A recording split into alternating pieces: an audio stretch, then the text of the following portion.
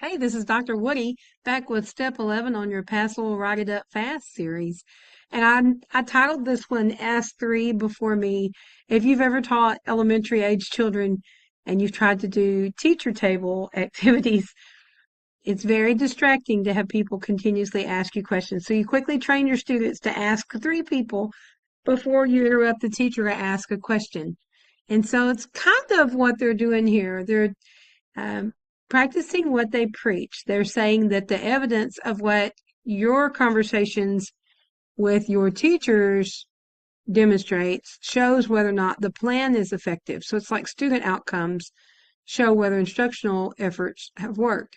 So you'll be asked on this one to ask 3 teachers to let you come to the classroom, do some walkthroughs, come back and visit with you, bring some student work samples, and have 3 separate conversations with them about what's going on in their classroom. And then from that, you should be able to tell whether your professional learning plan has made a difference or not. And you may actually have a case where it didn't really seem to make the difference that you intended. And then you'll just reflect that at the end when you have an opportunity to reflect on what would you do differently or what kinds of things surprised you. So don't worry about it if one of them hasn't yet shown the improvements that you were hoping for. If for some reason you feel like your walkthroughs, student work samples, and conversations are not what you're looking for this task, just do this over again. Like this one could quickly be done tomorrow at work if you have time. A walkthrough doesn't have to last forever. 10 minutes is plenty. So if you use your conference period tomorrow, you could go through and find 3 of your friends and do this process with them so you'll have real samples. I always encourage people to do it over again if you aren't happy with what you got. You don't have to submit things that you aren't proud of. So let's look at what I've got here. And of course, after telling you to do it over again, if you don't like what you got, I made all of mine up. So keep that in mind. If you see things that don't set quite right, this is just an example of how to do the write-up portion. So you were asked to select 3 people. So I was very specific. It says for here, you tell the 3 people and why you picked each one. Because remember, this is showing the impact of whether your professional development worked or not. So you want to pick 3 different kinds of people. It says different levels of experience. So be clear about their levels of experience. Be clear about why you wanted to see them as your test candidate. So I selected 3 teachers. I've got one that's first year teacher, teaching 7th grade. And I gave a little more detail here about what she wanted to work on. At the beginning of the year, she didn't really know how to use formative assessment. So that was what she stated. So then the 8th grade science teacher was one of these that he kind of maxed out. He had 12 years of experience. He had been rated as distinguished last year on his T-test dimensions. So sometimes it's hard to prove whether there was any impact on a person who's highly qualified or who has scored really well in the past on their teacher ratings, on their evaluations. And so I included this person. And I wanted to know if the PD was helpful to an experienced high-performing teacher. And then I picked a very experienced teacher, a 6th grade math teacher who'd been doing this 24 years, who was rated proficient, which is fine. There's nothing wrong with proficient. But her student outcome data had gradually declined over the past 3 years. So I picked her because I was curious to see if whether the things we were doing had led to improvements. In what ways did the professional development influence the instructional practices? Be specific. Including those from the walkthrough observation form. So it gives specific, I didn't read that, right? Give specific examples, including things that are on the observation form of the influence. So probably could have done a little bit better job of documenting specific things from the observation form, but it starts to get pretty wordy pretty quickly when you're doing 3 separate people and the 3 separate things you've learned. So I did make a general statement to start with as evidence in the walkthrough forms. I'm going to put A on here because you got 2 exemplars this time. As evidence in the walkthrough forms, all 3 participants demonstrated, and I put this number here because I'm going to attach an artifact. You don't have to always mention it since you're attaching it, but if you don't mention it, there's a good chance they won't understand why you've attached an artifact. So I could have done a better job on that in my other examples I've given you so far. As evidence in the walkthrough forms, 2.3, 1A is where I name my artifact. All three participants demonstrated that they were positively influenced by professional learning. So I stated right off the bat, in what way did it influence? Okay. Now I'm going to go through each one. So I talk about the first year teacher's observation and that this is what she did. And then I talk about the science teacher's observation and that even though he was more advanced, he was able to be more reflective and still came up with things that he wanted to work on. So remember, you've got different kinds of conferences. This one's probably a pretty directed conference because I'm telling her what I want from her. This one is a non-directed conference. He's pretty much free to tell me what he's doing because he's proven he's very good at this. But I also was looking for him to be reflective. And if he hadn't been reflective, I would have coached him up a little more. So I talk about those kinds of things with him. And then for the sixth grade math teacher, we talk about how she was uncomfortable with some of the things and she reinforced them and that all of these lined up with things that we had trained them to do. So I showed evidence in each one that they had done something we had been working on. And then follow up, you could keep this paragraph shorter than I did.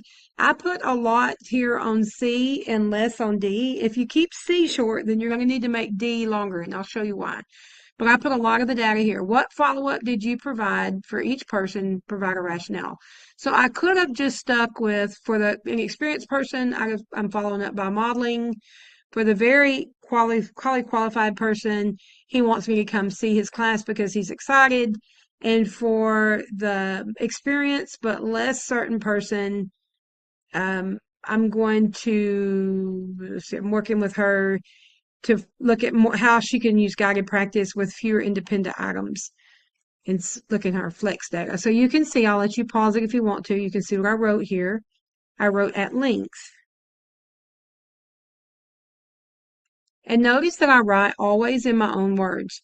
It may be very tempting to use AI tools like ChatGPT, but I tell you, we can tell. We certainly can tell when you've done that. And you run the risk of writing things that other people have written because ChatGPT doesn't promise you to not quote somebody else.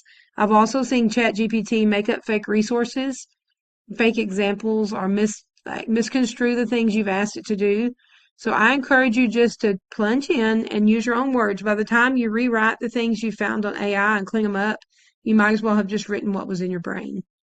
So here is D. What is the impact of each participant's professional development on student learning? Provide examples from the student work to support your conclusion. And so I have another student exemplar in here, or another exemplar in here.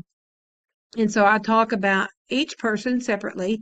And again, see, this one is long, but it's not as long as C was.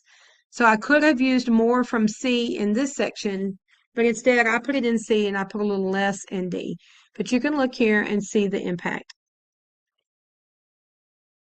Do not neglect to talk about learning. So we did the 3 walkthrough forms, the 3 student work samples, and the 3 conversations. And then you get to the artifacts. So you have to have 2 this time, a completed walkthrough form and actual student work sample, just one. Now, if you have more than one, you want to show like a before and after comparison, you can do that by cutting and pasting screenshots onto a Word document and always save everything as a PDF. But I did not have access to real classrooms to do walkthrough forms or real student work. So I stole some things from the internet. Obviously, you're not going to do that, but I wanted you to kind of see what I was looking for. I found some random classroom observation form on Google Images, and you can see here, it just shows scripting. There's lots of ways your observation form can be. It could be typed into a standard form for the district. It can be scripting like this. It can be a form that you used in your college classes. You may have already completed this as a college class activity. So there's no rules about the form. And notice this one's super old. This would really be, this was before PASL was even invented. So don't do something like that. But I did want you to see that it's an actual observation form and you don't use any names. And you don't want to do anything to reveal the name of your school. And I got as close as I could get to what we had said one of the exit tickets was going to be. I had said that it was going to be circumference and area of a circle. And so I found something that looks kind of like that on the internet. And it does actually show the work being done and the student working out. It's written in ink. It says use a calculator. I don't know that we used a calculator. I suppose we did, but there's no information here. It also has more items than what I said the exit ticket had. So just be careful that if you do a student work sample like this, that it matches what you write about. I could have said I was using a student worksheet that had this many items if this was actually my work sample. But make sure that you are cross-checking so that your evidence supports what you wrote about.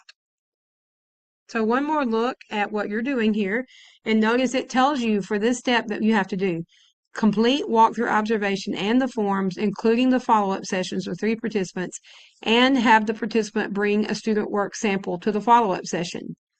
So you need to write about that. That's what you need to do for your real work, and you need to write about that.